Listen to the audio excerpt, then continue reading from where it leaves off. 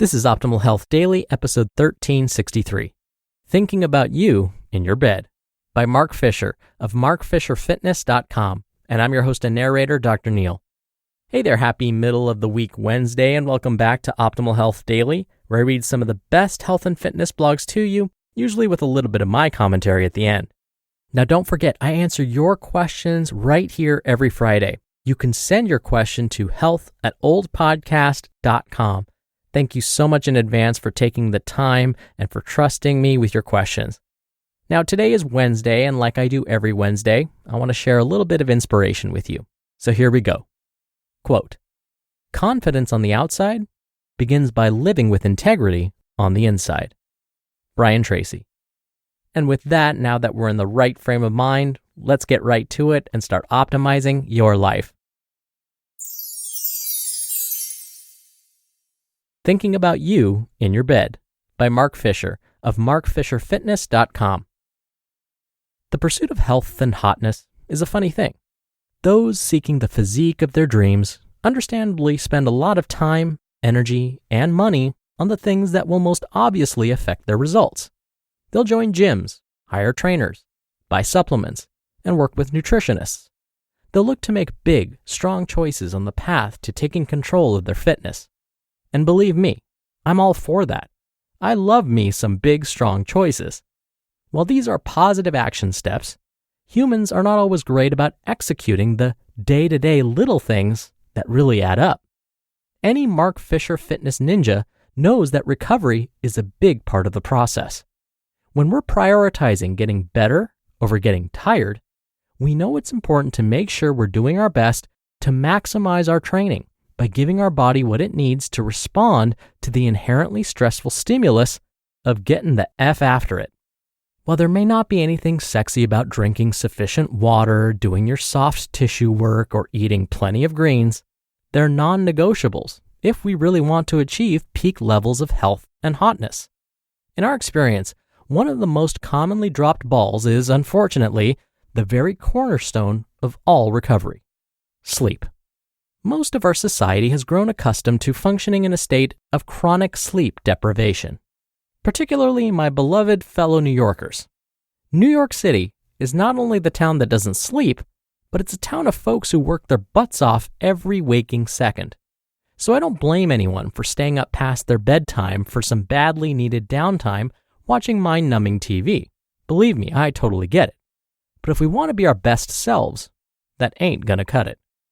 Sufficient quality sleep is profoundly important for the many hormonal processes involved in getting hot, whether it be getting leaner or adding muscle.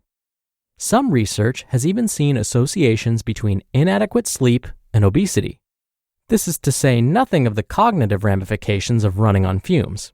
Ever make horrible decisions while bleary-eyed tired? I'll bet you have. So in the interest of helping you get your sleep on point, allow me to make some recommendations to maximize your time spent in bed. 1.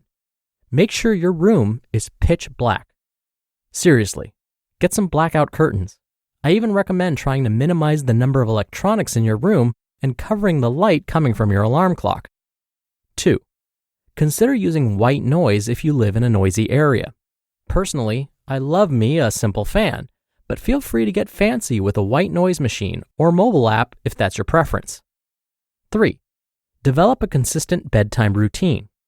It's ideal to get away from your computer and TV at least an hour before your intended bedtime, so all that light doesn't confuse your brain into thinking it's still daytime. Consider adding some meditating, gentle stretching, or boring reading to help slow your brain down. 4. If you find you're sensitive to caffeine, consider scaling back your total consumption and/or cutting off as early in the day as possible. 5. Invest in a great bed and bedding. Since we ideally want to spend around a third of our life in bed, this is not the place to skimp and try to save some beans. 6. Do everything you can to get your room to an ideal temperature. For most folks, the high 60s is ideal. 7. If possible, try to sleep at consistent times every night. This is often hard to do if you have a highly variable schedule. But the more you get in a routine here, the easier it will be to get your body in a groove. 8. Generally speaking, most people seem to have superior sleeping quality when they can align their sleeping schedule as close to nighttime as possible.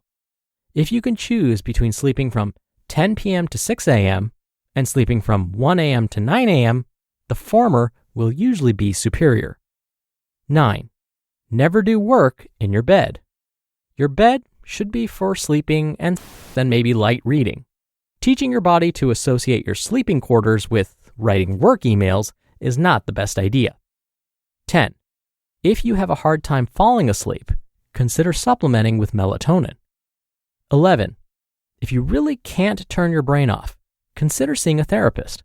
Seriously, it's that big of a deal. Some people are naturally better or worse sleepers, but if you sense the issue is chronic anxiety, it will serve you to treat the cause and not the symptoms of your sleeping problems. And 12, commit to making sleep a priority.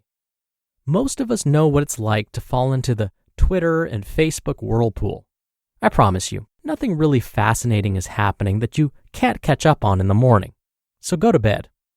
Oftentimes, it's the little things that will really make the difference as we're looking to achieve optimal levels of performance in any realm of human achievement. If you're not where you want to be with your health and hotness goals, troubleshoot your sleep. Like they say, small hinges swing big doors. Don't let all that hard work go to waste. Make sure your time in bed is all that it can be. And yes, I totally mean that every way you think. You just listened to the post titled, Thinking About You in Your Bed by Mark Fisher of markfisherfitness.com. You're the hiring expert for your company, and what you really need is help making your short list of quality candidates. You need a hiring partner who helps make your life easier. You need Indeed. Indeed is the job site that makes hiring as easy as 1, 2, 3. Post, screen, and interview, all on Indeed. Get your quality short list of candidates whose resumes on Indeed match your job description faster. Only pay for the candidates that meet must-have qualifications and schedule and complete video interviews in your Indeed dashboard. Indeed makes connecting with and hiring the right talent fast and easy. You can choose from more than 130 skills tests, then add your must-have requirements so you only pay for applications that meet them. If you're hiring, you need Indeed. Get started right now with a free $75 sponsored job credit to upgrade your job post at Indeed.com/health. Get a $75 credit at Indeed.com/health. Indeed.com/health.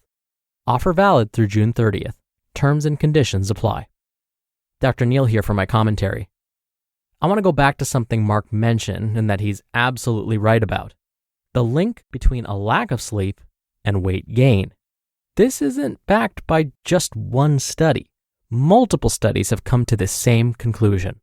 I still remember when the first couple of articles got published and started attracting headlines.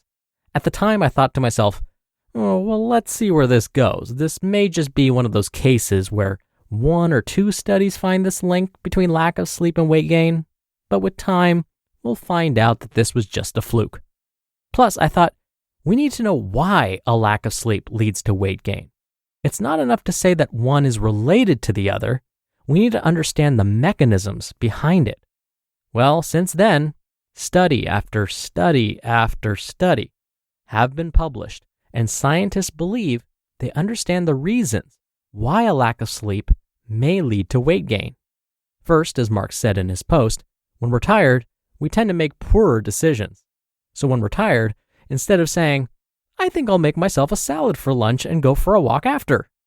Instead, we'll say, I'm so tired.